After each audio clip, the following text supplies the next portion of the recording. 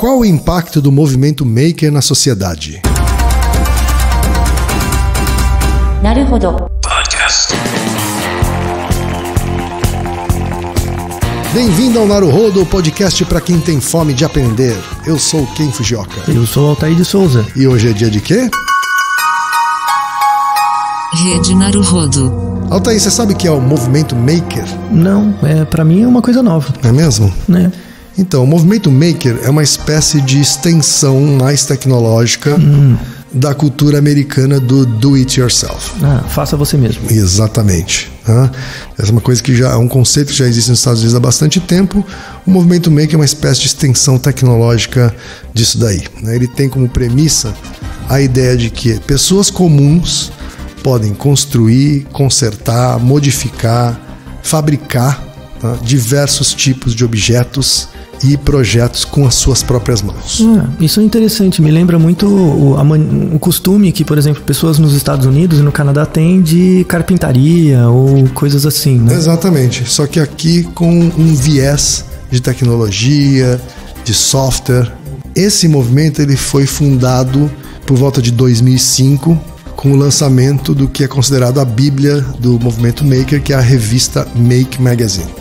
E hoje em dia, com a popularização das tecnologias de construção, como a impressora 3D, por exemplo, os microcontroladores, como o Arduino é o microcontrolador talvez mais conhecido atualmente, esse movimento maker promete ser o início de uma nova revolução industrial, feita por pessoas comuns. Então, pelo que eu entendi, parece que instrumentalizar as pessoas a aprenderem programação, aprenderem linguagem de programação, aprenderem um pouco de eletrônica, é como se fosse uma versão high-tech da carpintaria. Correto. É por aí, Essa seria a analogia.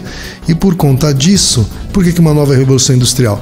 Porque isso poderia ter o potencial de alterar a relação que as pessoas têm com a manufatura, com produtos feitos pela indústria, Porque elas passariam a fabricar algumas coisas elas mesmas, em casa, por diversão, por necessidade e algumas até profissionalmente. Muito interessante. O Cavalini ele está envolvido nesse movimento maker, é um representante brasileiro do movimento maker e vai ajudar a gente a refletir um pouco sobre essa expressão que é relativamente nova para a gente. Então, o Cava responde essa pergunta: qual o impacto do movimento maker na sociedade? O mundo sempre passou por grandes revoluções tecnológicas, Para citar duas famosas, Revolução Agrícola, Revolução Industrial.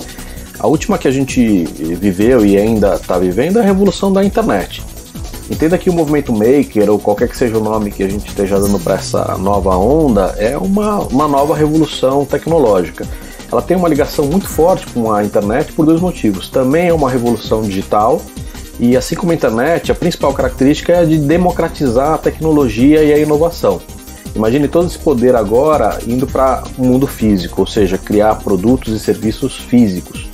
Se agora qualquer pessoa pode criar, produzir, distribuir conteúdo, imagina num cenário onde ela possa agora criar, produzir, distribuir qualquer produto mesmo, Um celular, um ar-condicionado, um carro, ou seja lá o que for. Tudo isso é suportado pela própria internet, através de compartilhamento de conhecimento, financiamento coletivo e tudo mais, mas também por uma série de novas tecnologias, como impressão 3D, plataformas de prototipagem eletrônica de baixo custo e baixa curva de aprendizado, internet das coisas e muito mais. Então, assim como a internet é muito mais do que um meio de comunicação, esse movimento terá um impacto muito além dos meios de produção. Estas grandes revoluções têm impacto em todas as indústrias e segmentos. Há 20 anos atrás, era difícil conceber como a internet poderia ter impacto para taxista, por exemplo. Mas é um caminho sem volta. Isso gera risco e gera oportunidade. No último Fórum Mundial de Davos, o assunto principal era esse: como lidar com o impacto que isso pode ter na economia e nos empregos. Como se preparar para essa nova realidade. Já os países de primeiro mundo olham isso como oportunidade, estão investindo bastante dinheiro para sair na frente. Se a gente for olhar, por exemplo, para a educação, para as escolas, hoje o trabalho que é feito, ele é muito adequado para a Revolução Industrial passada. A educação, como ela é feita hoje, ela foi feita para criar peão de fábrica ou, as mais modernas, executivos de empresa.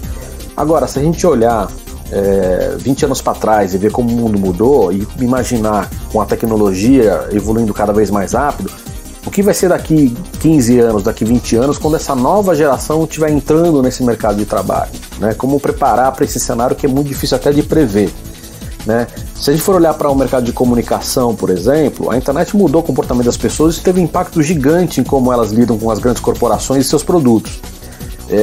Eu gosto de olhar isso como oportunidade, né? Como a gente pode utilizar o movimento maker ou da nova revolução industrial para poder ajudar essas empresas a lidar com essa grande mudança, né? Olhando inclusive para as grandes empresas, elas de certa forma já estão lidando com algo parecido com isso. Com o ciclo de inovação ficando cada vez mais curto, elas estão gastando muito mais em pesquisa e desenvolvimento, porque elas precisam lançar os produtos cada vez mais em menos tempo, e ao mesmo tempo, como esse produto fica menos tempo no mercado, elas estão fazendo menos dinheiro com esse produto, ou seja, estão gastando mais e estão fazendo menos, né? E o caminho para isso é inovar mais, e para inovar mais é preciso fazer inovação aberta, ou seja, fazer com que a inovação não seja mais exclusividade da equipe de pesquisa e desenvolvimento da própria empresa, né? Que ela possa vir dos seus outros funcionários e que principalmente possa vir também de fora da empresa. A aproximação dessas grandes empresas com startups já é um indício dessa mudança. Então acho que tem um caminho grande aí de discussão, não só de riscos e oportunidades, mas que eu acho delicioso e acho que a gente deve fazer o mais cedo possível. E aí, Altair, o que você achou do que o Cavallini falou pra gente? Eu achei muito interessante, na verdade, porque me faz lembrar de coisas muito clássicas, assim, né? Como parece que o movimento maker é meio que uma alternativa à lógica que vem vindo desde a época da Revolução Industrial. Eu quero soar um pouco pedante, mas lembra um pouco o Adam Smith. Não sei se alguém já leu, pelo menos já viu no metrô. Sabe aquele metrô tem aquela... A livraria básica. Isso, aquela maquininha de vende livros de R$1, sabe? Uhum. Você compra um livro lá de R$1 que chama Riqueza das Nações, né? Que mostra por que a gente clássico. tá na merda. Por que a gente tá na merda hoje. Hoje em dia custa R$1, R$1,50, quando eles não fazem promoção. A premissa da Riqueza das Nações é bem interessante, assim, o primeiro capítulo do Riqueza das Nações, do Adam Smith, ele começa definindo o que é uma nação rica, o que é um estado rico. E ele descreve que um estado rico não é um estado que tem ouro, que tem recursos naturais, isso não define riqueza.